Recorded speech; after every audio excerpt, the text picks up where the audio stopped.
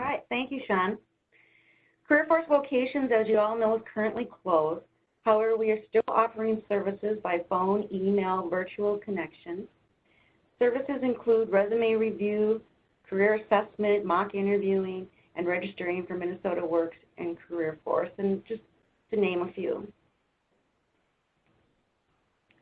We encourage you to reach out with your local Career Force centers for additional information, which would be possibly the Veteran Services, Dislocated Worker Program, or Vocational Rehabilitation Services. We also encourage you to go to the careerforcemn.com to watch prior pre-recorded videos, which would be week 1 through 4 that possibly you missed for additional information. So here's a screenshot of what our previous weeks have been. The 6th week that's coming up would be facing unemployment at 50 and older. So we're going to get started with our presentation. So welcome to job interviewing, or job interview. This is from our model of creative job search class that we have here when we were able to do that before COLA. So what we've done is break down some of the segments of the book and offering you virtually these courses. So after completing this section, you should know, or it should somewhat know, how to prepare for an interview, the various types of interviews, know how to communicate your skills, answer interviewing questions, handling difficult questions, and how to apply the STAR story. You might have heard of the STAR story, the STAR theory, or the STAR model. So preparing for an interview. Research the company and the employer. When scheduling an interview, ask questions. Who will be the interviewer? What is the process? Is there going to be a panel? Is it going to be a group? Or is it going to be individual? And how long will the interview last? The more information you know prior going into an interview, the more comfortable you would be. Verify the address, location, and the interviewer's name and contact number in case there's an emergency. Be sure you have that information.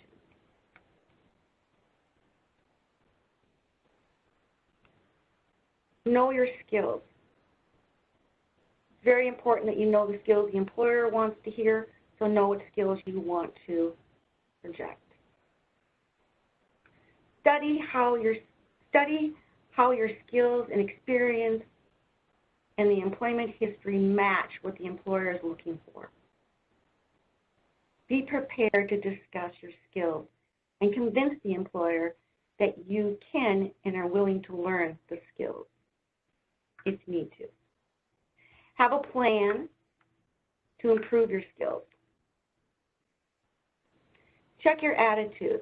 Employers are looking for people with positive attitudes. Often employers hire those with a good attitude over skills, training, and experience.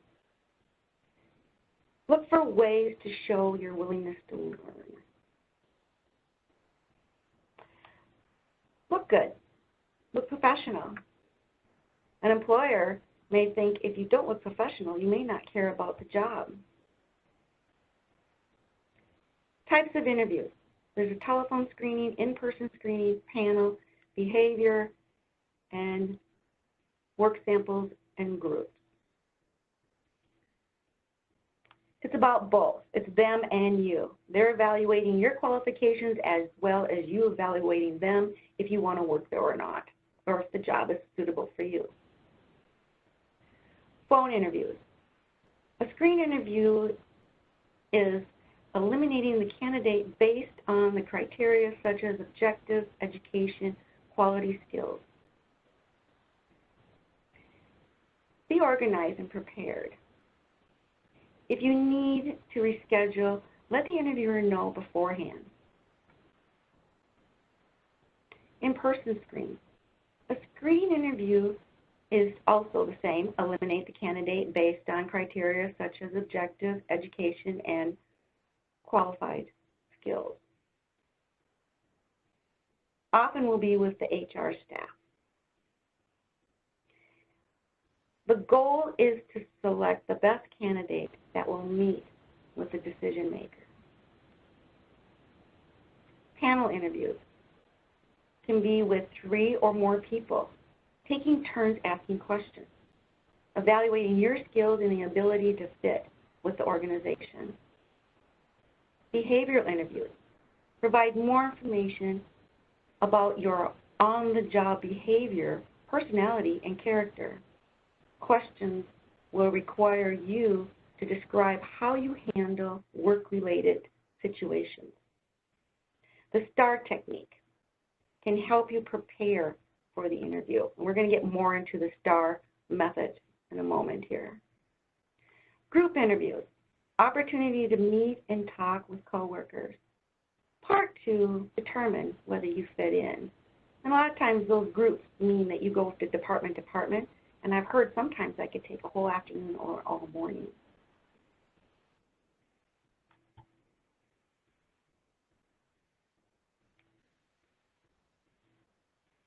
Oh, sorry. Where was I? My screen wants to, it will not large any larger than it is, so I can't get everything on the same page, unfortunately. So I am here, I believe. That was panel and group. All right. Communicate your best image. Get everything organized early. Have copies of everything you need. And have a positive, ready-to-go attitude. Plan to arrive 10-15 minutes early. It's always nice to stop in the restroom to make sure everything is order your appearance before you enter. Send good signals. More than 80% of communication is nonverbal. Be aware of facial expressions and body language. Greet the interviewer with a firm handshake. Focus on questions and answers carefully.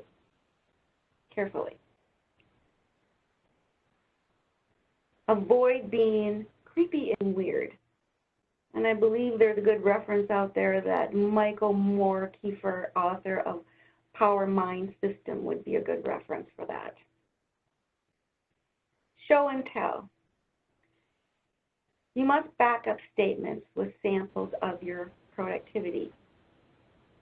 If you can, use stats, percentage rate, dollar amounts, head count to show your production level.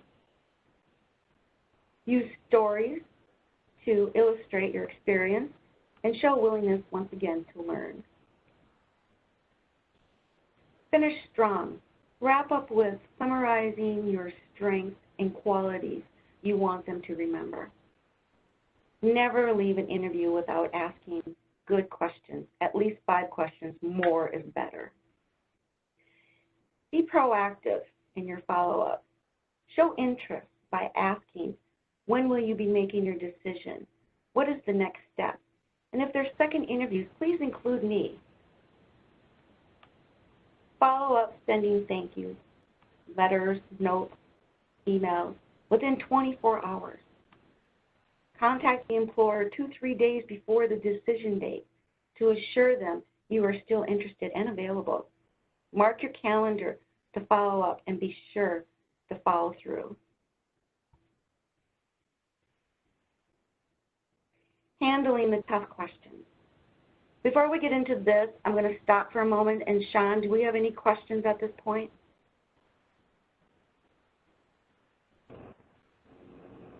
No, there was one question about the slide following the speaker.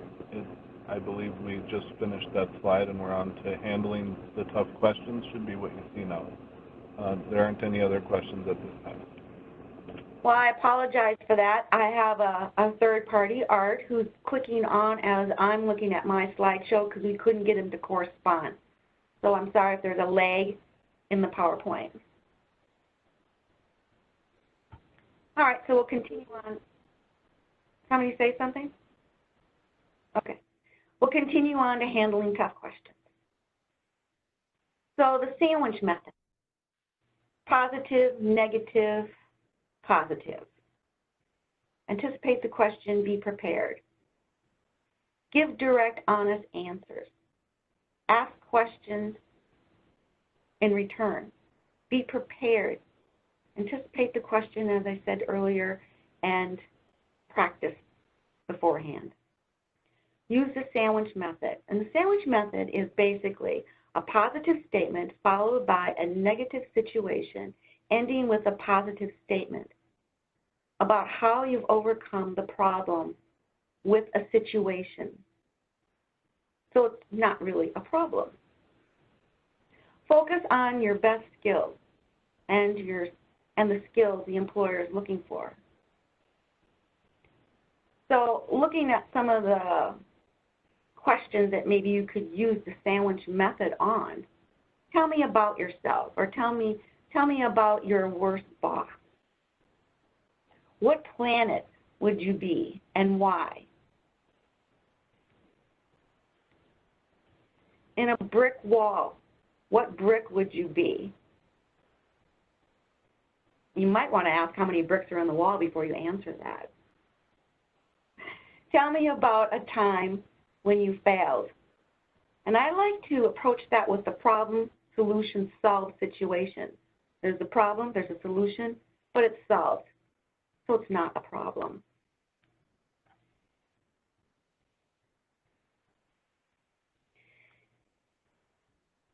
You can be a star. We're in the star story now art.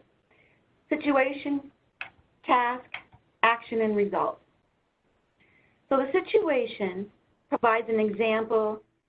First, how it works, you provide a situation, a sample of a situation where you were involved and had a positive outcome. So we'll take the situation first and write that down. Then we take the task, describe a difficult task involved in that situation that had to be taken, but you took that task. So if you worked with a team, you want to mention what your piece was, what your task was. The example of the action would be example the action you took in the situation. So in other words, this is all about you. And I know a lot of times when people try to do the STAR story, it was a group. But take the piece, what your task was. And of course, the result would be describing the positive outcome of that action that you took. How did the company benefit? How did the team benefit? Is a good approach. So the situation is provide an example of a situation where you were involved in and had a positive outcome. The task is to describe a difficult task involved that situation. Choose a task that it was a part of your skills that you used. Action, explain the action you took in the situation, and the result is describe a positive situation that came from the action. And you're going to be getting a cheat sheet on how to develop this after the session. It's going to be part of the materials that are going to be sent to you.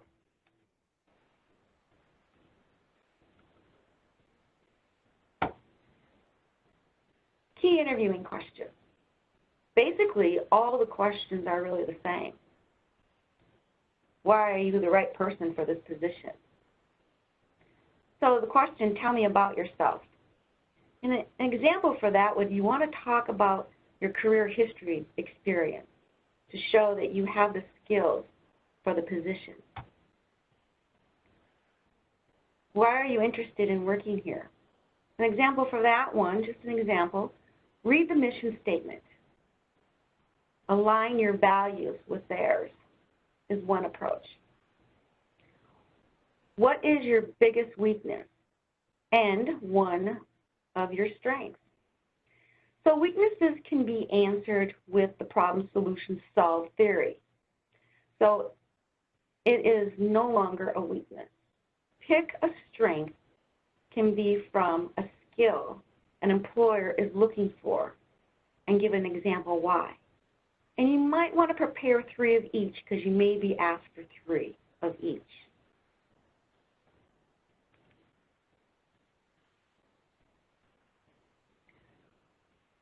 post-interviewing steps.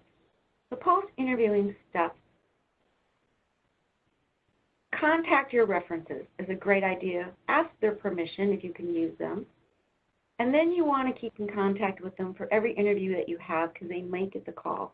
And you want to tell them about the interview so they can maybe make you shine more in the skills that you gave to the employer during the interview.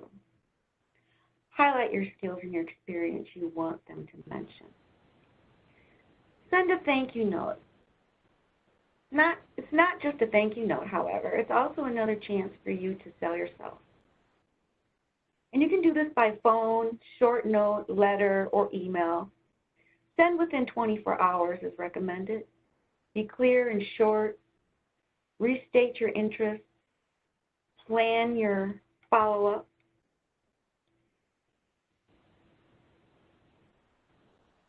Send a thank you note even if you're rejected. Show you're professional. If you are still interested in working for the company, state your desire and stay in contact with them. This keeps your name in mind for the next opening. Do you have any questions, Sean? All right, so if someone has a phone interview, is it okay, or should they be asking about next steps, or should they ask for the job? If they're having a phone interview, they should definitely ask for the next step. Another question is it ever appropriate to bring notes or take notes in an interview? You definitely want to take notes during an interview because it shows your interest.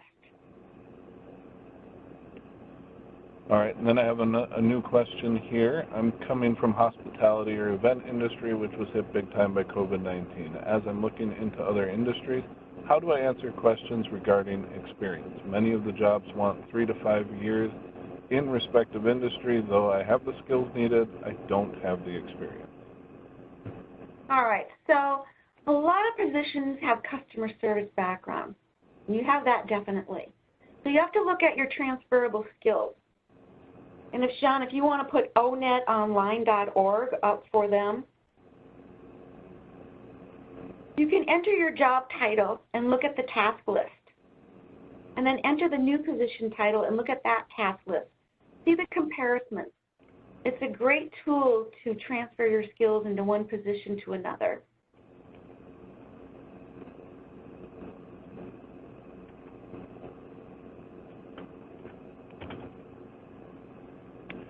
One more question. Is it possible we might get too bogged down in technique? Pardon me? Is it possible we might get too bogged down in technique? Too bogged down in technique. For example, might the interviewer be thinking the person is using the sandwich method? Well, you know, the sandwich method is the same as problem, solution, solve. It's just that when you have a situation that's negative and you don't know how to explain it, you want to start off positive. Then you can say the negative piece, but don't dwell on it. But what is the solution is really the outcome that needs to be positive. Okay. I hope that helped answering that question. All right, last question for now, I think. What if you are working with a recruiter? Should you follow up with the hiring manager about the job or the recruiter? That's a very good question. If that recruiter, or excuse me, if the company or the employee from the company that you had the interview with gives you their business card, which you always want to ask before you leave an interview, I think that's a go to follow up with both.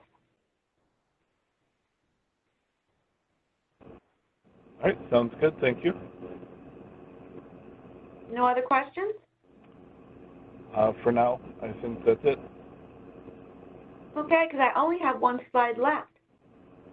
So those of you who are pondering on a question, go ahead, type it in the chat box. Some of the questions came directly to me. This is Art, simply because of the way I was set up as presenter. So I've got a few questions. I've been writing them down as we've been going along here. So let's see here. So what should you bring to the interview? Do you bring copies of your resume? And if so, how many copies do you bring, say, in a panel interview? Well, before you go on this interview, you're going to ask who are the interviewers and what is the style of the interview. That will give you a clue how many copies. And you do want the name. If it's going to be a panel, try to get everyone on the panel's name, at least their first name. So you can look them up, possibly, through LinkedIn or because the unknown is always the most fear. So the more you can squash your unknown and do your research, the more comfortable you'll be in the interview. But yes, you should bring more copies, even if it's an individual, because you don't know if somebody's sitting in with them. So I don't know, I've heard of people sitting in group sessions or panel sessions with 8 people in them. So make sure you bring enough of your cover letter, your resume, your pen and paper, of course. And if you had a business card to market yourself made up, bring enough of those as well. Excellent. Just personal note, I've brought 10 to every interview, and I do waste some paper. I don't get that many interviews. So it's important. I strongly concur. I get this question a lot. How old of a letter of reference can you use? So if you had one from like 10 years ago, would that still be good to use if the job was relevant? If you're still in that occupation and that letter is not dated, yes. What if it is dated? Well, you didn't hear this from me, but I have heard of some people take the date off because it still pertains to their occupation. Okay. You might want to call that person who gave you that letter recommendation and see if you can renew it. That would probably be a better idea. Yeah, excellent. One of the things I've had job seekers do is they will retype the letter exactly as it was to make it super easy for that person and then say, could you update this with what you're comfortable for? It's always nice to jumpstart people for letters of reference because they're lost for words. You just got to get them jump-started. Yeah. I've got one more here, and then I'll pause if Sean had some coming into the chat box. So what are some of the appropriate questions a potential employer could ask your reference? I get a lot of questions about this. What can they ask when you give them your references and they call to check your references? What can they legally ask? Are you talking about calling a company for references or a personal reference? Personal reference or company reference. Well, there's a difference, actually. Company reference, as far as I know, and I've been told, and it's been debated a few times, but they can ask for they can only give your start date, your end date, your wage, and your title. But employers sometimes, when they're looking for a reference, before they hang up, they might sneak in, would you hire her back? But if that person on the other end who's giving the reference is on their game, they will say, you know, I can't answer that. But we don't really know if they have or haven't, so it's always best to leave a company on good terms. Now, your perfect personal reference, they might say, can you give me an example of their work style? Have you ever worked on a project with them? What was the outcome? What is their personality like? They can be pretty wide questions. Okay. There's a follow-up question that before I turn it over to Sean. How do we best prep our references? Call them and let them know, ask them first if you can use them as a reference. And then after each interview, call them up and tell them about your interview and highlight some of the top skills that this employer is looking for. And then talk to this person you're going to use as a reference, how you use those skills. What you're doing is prepping them. They may think you're just having a conversation, but in reality, you are prepping them. Perfect. Okay, Sean, turn it over to you. Are there any questions that came into the box? All right. I get a lot of recruiters asking me to sign up, or excuse me, to sign paperwork that they can represent me or may not present me. Then I never hear from them again. I email them and call them, but they don't respond at all. How do I know if I'm actually being submitted to the job? When you use a recruiter or a temp agency, you need to stay in contact with them almost every day. They have abundance of people, and you could get lost in the shuffle. The squeaky wheel works best in this case. All right. How soon should you send a thank you? 24 hours, they say, within 24 hours. When I went on interviews, I went to my car and wrote out my thank you notes and went back and dropped them off at the reception desk. But 24 hours in the mail. I have a slightly different suggestion for this. Usually I recommend people send an email thank you within 24 hours, and then a day or two later send a physical mail thank you, handwritten letter. The idea being that as they're making their decision, you can appear on their radar again. Right, and that's why I say you want to follow up 2-3 days before the decision date. Same effect. Good idea. I have WebEx and Zoom interviews. What is the best way to present on video, and what to do if you have tech issues? You know, YouTube has excellent videos to show you where the lighting should be, what the background should be, how high your computer should be, the whole thing. So you might want to do YouTube. I mean, I can explain it to you, but it would take some time. I would like to add to that, one of the first job clubs we did was specifically about video interviewing. So okay. To do this really quick here, I'm going to send a link to everybody about how to set up your lighting, how to answer questions, how to overcome tech issues. And one just little tip on that, make sure that they have your phone number just in case, and you have a phone number to call them. I've had that save multiple interviews where they were able to transfer to a phone only when the tech kind of disappeared on them. So everyone should have the YouTube link. Yes, I probably should have passed that question on to you, Art. You're the expert at it. All right. Here's a good question.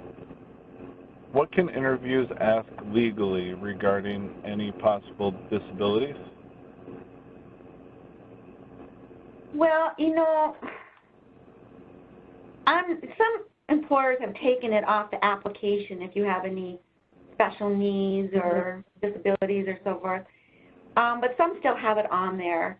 And during the interview, you can, I don't know if it's vivid or if it's not vivid. I have had people, when I've interviewed them, discuss it with me, and I haven't had a problem with it. Just make sure that the capability is there. Usually people stay within their field. So I don't really know what they can ask. They can't just come right out and ask you if you have a disability. I do know that. You have to volunteer the information. But they don't ask you right away if you need any accommodation to do your job. Not right away. All right. Art, do you have a take on that? I know the ADA can help with that as well, but do you have an answer for that, Sean or Art? I just sent everyone a tip sheet on disability questions, what can and cannot be answered. I couldn't come up with the ADA site directly, but I will include a link on that in the follow-up material. A couple things to keep in mind. If you have a diagnosed disability and are a job seeker, that's a great opportunity to connect with vocational rehabilitation services, which are located at every Career Force location. And they can help you. They're experts at that, basically. They can talk about accommodation requests, what can and cannot be asked legally. But the one thing I do recommend, if you do have an obvious disability, sometimes it's better just to let them know. I've interviewed people that presented as having a stroke. Very capable of doing the job, but I would have been wondering about just the physical appearance throughout the whole interview if they hadn't told me exactly what it was and how it wasn't an issue right off the bat. And that just made it such a more comfortable conversation. I ended up hiring that person and still working today. It's up to you what you want to disclose during the interview. But if you do need a reasonable accommodation, you need to have that discussion at some point. So being prepared is really important. Same with if you have a criminal background record. You want to talk about what you've been doing since that period of time and how you better yourself if they're going to do a background check on you. We do have a new LEAF program that is happening next week that deals specifically with justice-involved individuals. The link for that will also be sent. We're going to be sending a lot of things to you. But if you are dealing with a criminal record, and want to know how to specifically answer those tough questions, that New Leaf program, I believe on the I think it's next Wednesday. Anyways, I'll send the link to register for that. I think it's on the 26th or 27th. Sorry, Sean, I didn't mean to interrupt you. All right. If we're ready, I can move on to the next question. Mm-hmm. Go ahead. Thank you. So when companies ask for level of expertise, you know, intermediate, advanced, et cetera, should you add it to the resume and talk about it in the interview if you have the training but not the experience? Yes, definitely. Definitely. And you know, technically you have the experience if you have the training because you were doing it. So don't minimize it.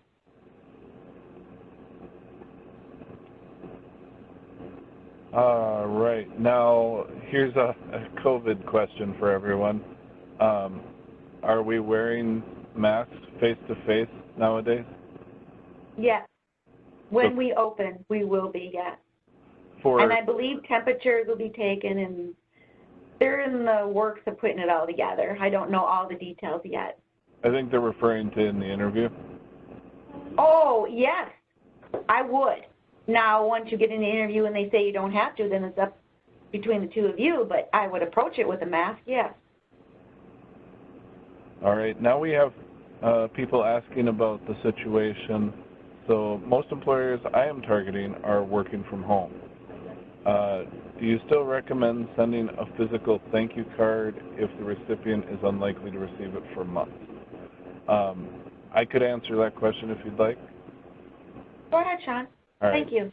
So I would assume that all these businesses are going to have some rotation where they're still paying their bills, getting the mail, making sure that things flow as they need to flow. They might not be fully staffed, or they may only be staffed for an hour a day, but I would not worry about whether or not someone's going to receive something as important as a document related to getting hired. And that's going to apply pretty much across the board. Most businesses are going to have some kind of functionality to stay in business. All right. Thank you. Here we have a little further questions about the justice-involved individuals. Again, you'll want to sign up for a workshop called New Leaf. You can find that on careerforcemn.com, same way you signed up for this workshop.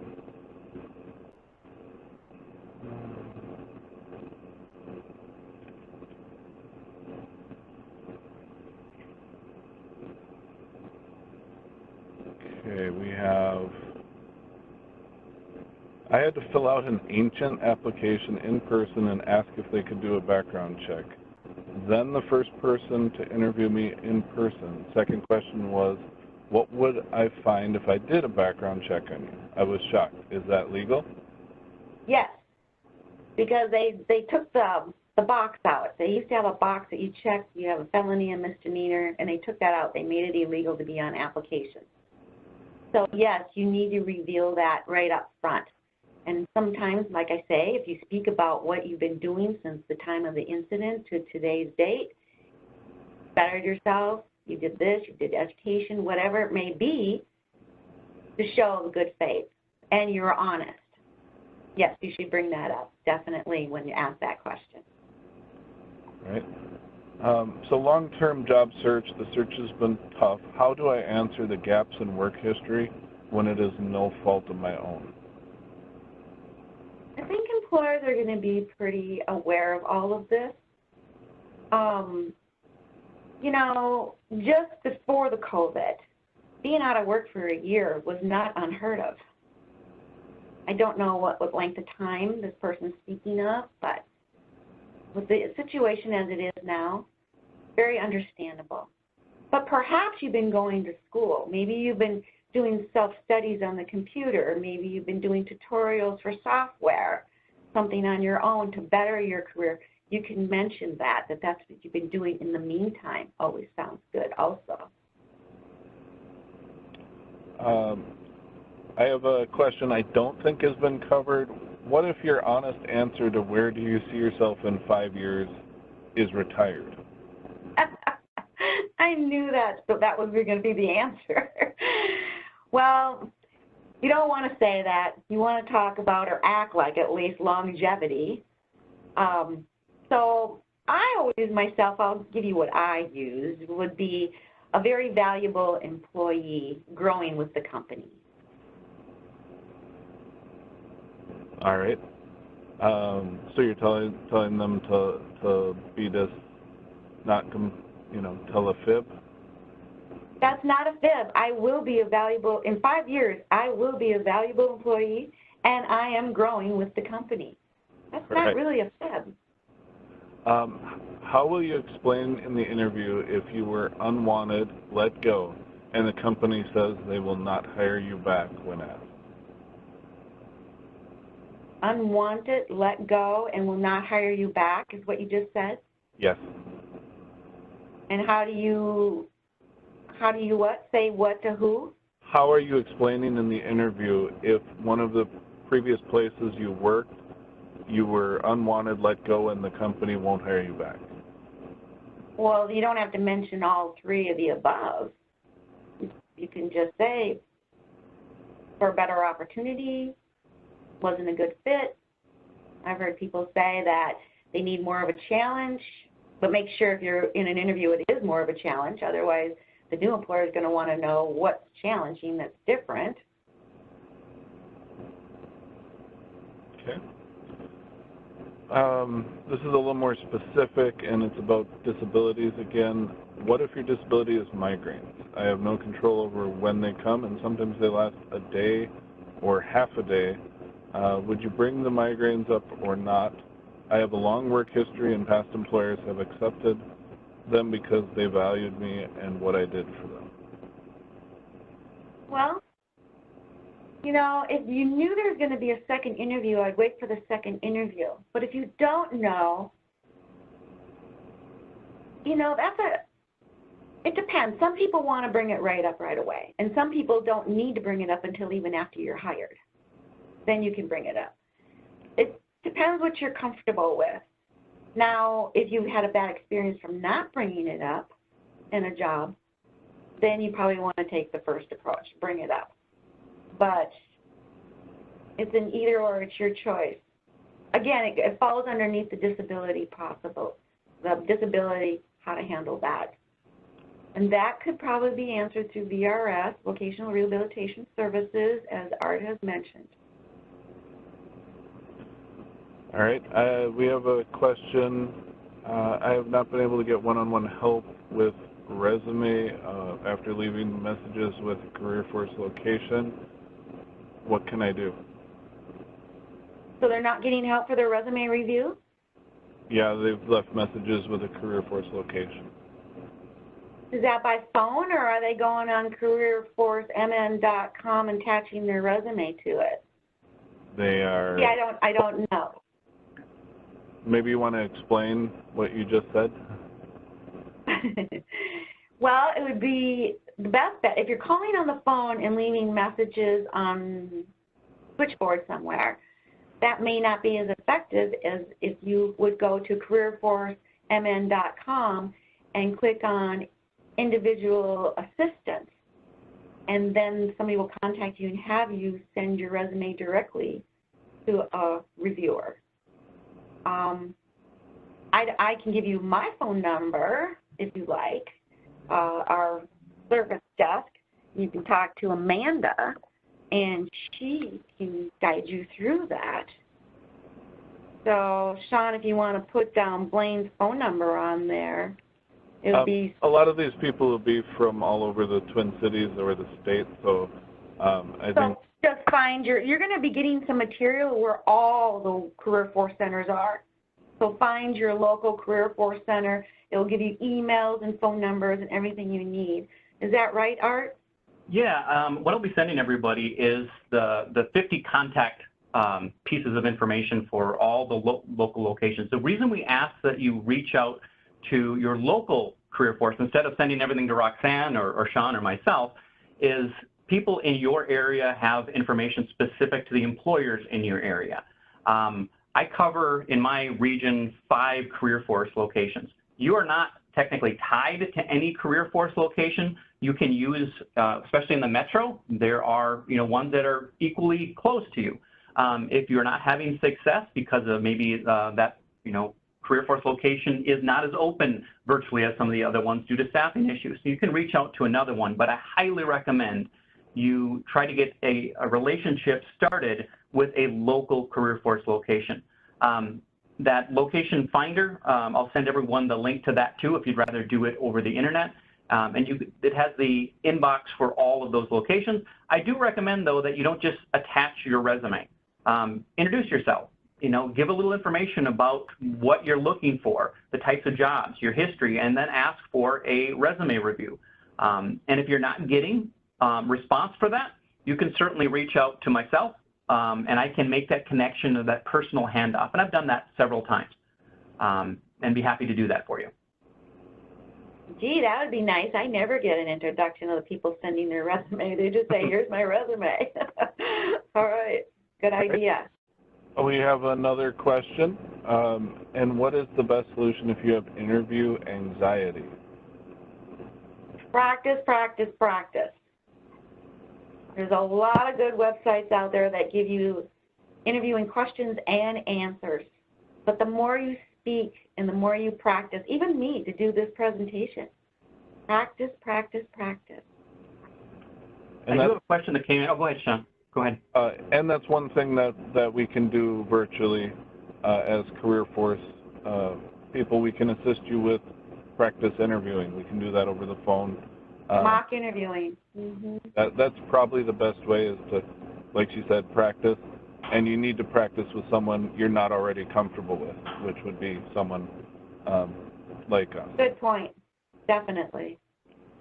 Before I go on to a question that just came in, one of the things we talked about last week was LinkedIn has a interview practice option. We talked about that in last week's Job Club, so go take a look at that if you're interested. Everyone is, or at least should be, nervous in an interview. I get it. It's a terrifying process, but just focus on your skills, what they need to know about you for you to be considered. I have hired someone who visibly shook through the entire interview. I've hired someone who had excused themselves during an interview because they had a panic attack. They came back. They had the skills. That's all I was looking for. I didn't need them to be the best interview in the world. I needed them to be able to do the job I had posted. And they focused on that. They got through the interview, and it was tough, and they still got the job. So give yourself a little bit of break. The reason you're nervous is because you want this, and that'll show to the employer. I do have a question here. I've had several lapses in employment due to spouse relocations. How would I answer without divulging my marital status? Yeah, I got that question not too long ago or somewhere. I'm not sure why you wouldn't want to mention why you were relocated so many times. I guess I'd have to know more why you wouldn't want to mention it for me to answer that. Art, do you have a take on that? Yeah, I do get, many times people get hung up on can they ask that. If them knowing doesn't hurt you, then it could be to your benefit, because that would very easily describe why you've been moving so many times. What you really need to focus on is why aren't you moving again? That's what they need to know. They need to know that they're not going to be just another place you're moving from. So focusing on that, I think it'd be easy to divulge. My family had to relocate because of my partner or my spouse's job. However, that has led us to this community, and we're very happy to set our roots down here. And I'm glad we had that opportunity for the last 5 years, but this is where we see spending the rest of our careers, something like that. Everyone's situation is different, but the key is what is the negative and how can you overcome that negative through what you're going to divulge to them. All right, I have another question. Should age ever be discussed? I think once they get my ID and see my age of 65, I think I may be getting eliminated for a younger candidate. Should it ever be brought up in an interview with reason why hiring a more mature person is beneficial to their company? You're as old as you feel and you're as old as you act. So if you think it, you wear it. I'm also 65. I do not think 65. So with that said, young at heart, young at spirit, funky, peppy, show you're energetic, and forget about your age. And do not mention your age. Definitely not. Next week's presentation is Job Search at 50 years and older. If you're perfect promotion for that, Roxanne, thank you. If you have specific questions about that or want to go into more detail, we do have that presentation as the 6th part in this 6-part series. All right, we have a lot more questions coming in.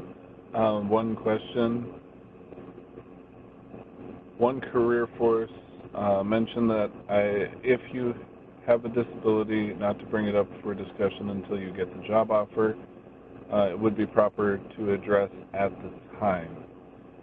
Same for my migraine, I'm thinking. I guess that wasn't a question. The next one is a question. I had a phone interview. How do I send a thank you letter?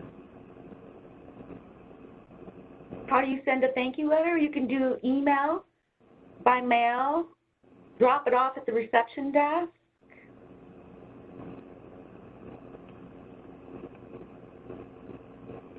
Any other thoughts on that? Art and Sean? Yeah, it depends on if it's a screening interview. Sometimes a screening interview are done through a service. So one time I had interviewed with a large company, and it was obvious to me that this person was not representing that company, was contracted. In that case, you know, it could be very difficult, if not impossible. But if the interview is on the phone simply because of COVID or, it's just better, easier to do. If it's a true interview, then you should take the extra time to figure out who to send that to. Just because it's on the phone doesn't mean you follow up any differently if it's a true interview. But in some cases, those screening interviews, those short, I just want to make sure you're who you say you are and you're worth bringing on to the company I'm representing. Sometimes then it is very difficult to send a follow-up. But you can always ask. Well, you can, if you know the company you're being interviewed for, you can send it to their HR department if you can't find a name. Yep. All right. Is there an appropriate way to let the interviewer know about your anxiety? Well,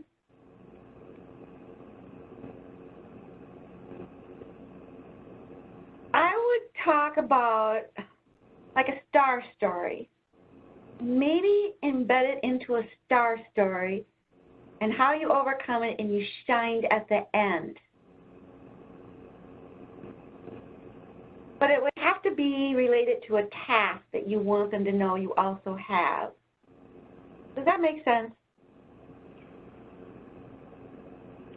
I've also seen people do it at the end.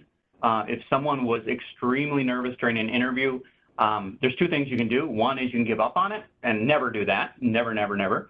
The other thing you can do is you can, admit what happened. You can say, I know I probably came off as very anxious. That's because I really want this job. If you have any questions about whether I'm a fit for this, I truly believe I could do good things for you. I did get through the interview, but I wanted to end this with, I want this job. I think I have the skills to contribute to this company. I can see myself here long term, and I really wanted you to know that. That can overcome a lot of objections that may have happened all the way up to that point. So all the way up to that point, they're noticing what you're presenting, your nervousness, or maybe your emotionlessness because you're so nervous. So always leave them with the idea that you really want this job, or you can really do this job even better. So should I do that after this presentation? Yes. I think there's a couple parts to this next question. Are there effective ways to try to get honest feedback from an interviewer as to why you were not hired or why they hired someone else? That's Well, it's probably more like a 60-40 chance that you're going to get an honest answer. But it does not hurt to call and ask so that you can better yourself is how the approach you take. May I ask why I was not picked? Maybe it's a field I can work on. And just for self-improvement, I'm asking the question. I find that how you ask it has a large part in whether they'll answer it or not. You don't want to give them an idea that you feel that you were unjustly stepped over, because then they're going to clam up. And the reason for that is they don't want to be sued. So if you say, you know, I'm very disappointed to hear that I wasn't the chosen candidate. I wish you the best of luck with who you chose. I learned a lot in this interview that thinks I could contribute to this, that makes me think I could contribute to this position if it should be posted again. I don't want to make any of the same mistakes I might have made, or I would like to overcome any skills gaps that might have presented themselves. For my professional development, could you give me some feedback on how I could be a better candidate the next time around? And that doesn't place any blame. It just says, how can I improve to be a better candidate for you? And yes, you're right. It's a 60-40 potentially, or even worse, but at least ask. Every time I've asked, I have been given feedback. And it really helps because, and also, here's a really cool thing. Many times when you interview, you're not going to get it the first time you interview. You've just created a very professional thank you for rejection response, basically, that says, okay, I understand, I accept it, but I'm going to be back. And next time they see you, they're going to remember that last interaction. And then you can say, here's what I've done since the last time we met. Now, that's a long-term job search strategy, but something to think about. Okay, so we're 3 minutes over time. Do we have any more questions? We've got 7 minutes. Oh, my page says something different. Okay. Sean, any more questions? Yes. Continuing with the interview feedback, I do have a suggestion for interview feedback. One of the things we might want to accept at this point with unemployment where it is that it might take several interviews at different companies before we finally land a position. I do like to get the feedback from the people that bring me in for an interview asking about my resume. What brought me in? I mean, what about my resume brought me in today? What was it that you liked? Just to get the feedback to know what's working on your resume, what you don't want to remove, or what you might want to expand or strengthen even more, or talk about in a different way. Another good question to use. Yep. My interview today, I had applied for 2 positions. Do I ask which I am interviewing for? I'm sorry, I missed that. My interview today, I had applied for 2 positions. Do I ask which I am interviewing for? Oh, that's not being organized, is it? Hopefully you kept your paperwork when you applied, so you can reference back. But no, you don't ask which one you're interviewing for.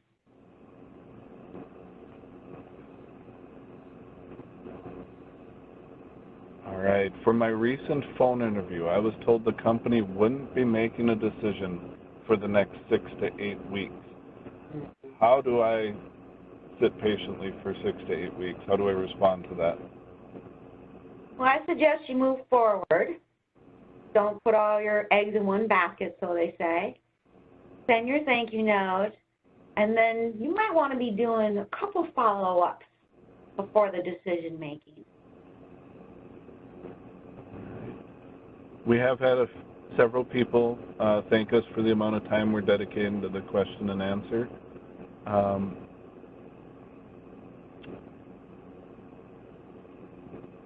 There was another question. Let me pull it up a sec. Why would the employer ask about salary requirements before an interview? I know. I don't know how that ball got into their court. It never used to be there, but they do that now. So give them a range. But do your research. You may even come back and say, well, I'm not familiar with your pay scale. What is the range for this position? Then they're going to turn around and they're going to say, well, what did you make at your last job? And then you're going to say, well, it's hard to say because maybe you had bonuses and incentives, good benefit package, and then come back and say again, what is the range for this position? Now what you're doing is playing this tag team, back and forth, back and forth. Neither one of you want to answer, and both of you realize it. So the employer might come up with a $10,000 range and ask, well, where do you see yourself in the range? And my theory and my take is I'd like to give them back a $5,000 range with my bottom dollar not revealed and being $5,000 higher. Now, it depends on your occupation. You could be even $10,000 higher. Any take on that, Sean and Art? Salary negotiation is always a challenge. It doesn't matter when it comes up. It is very important, though, that you understand that they have the same perspective as you. When you're discussing, okay, this is my life, this is my livelihood, you know, it's very important that I make at least this much money.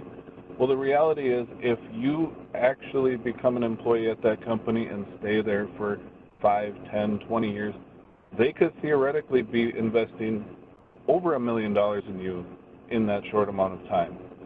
So on their end, they want to make sure they're getting the value from that payment. And so you really need to focus on value. What do you bring to the company? What part of the range in your field do you fit in? Have you been doing this for 5 years or 10 years? Do you have all the education and then some that's required? You want to make sure that you're being realistic with your expectations. Just because you got your degree doesn't mean that you're at the top of the pay scale for that position.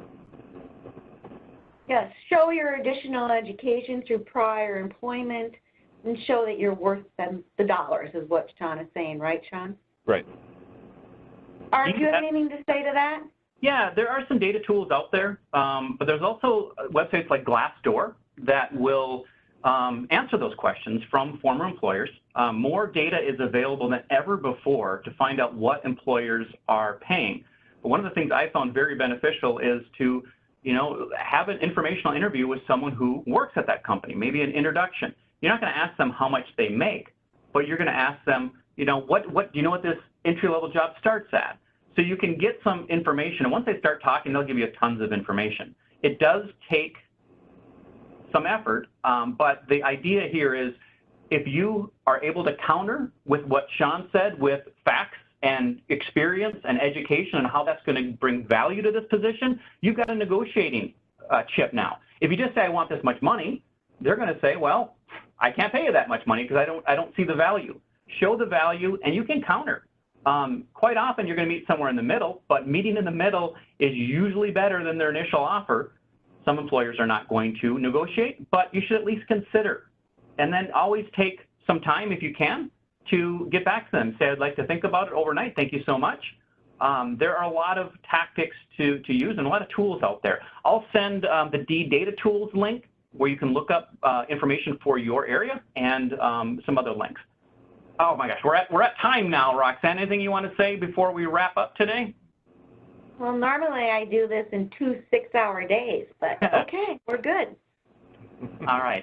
Thank you all for attending today. Again, as you see on your screen, next week, Job Search Over 50. I will send the registration link to that.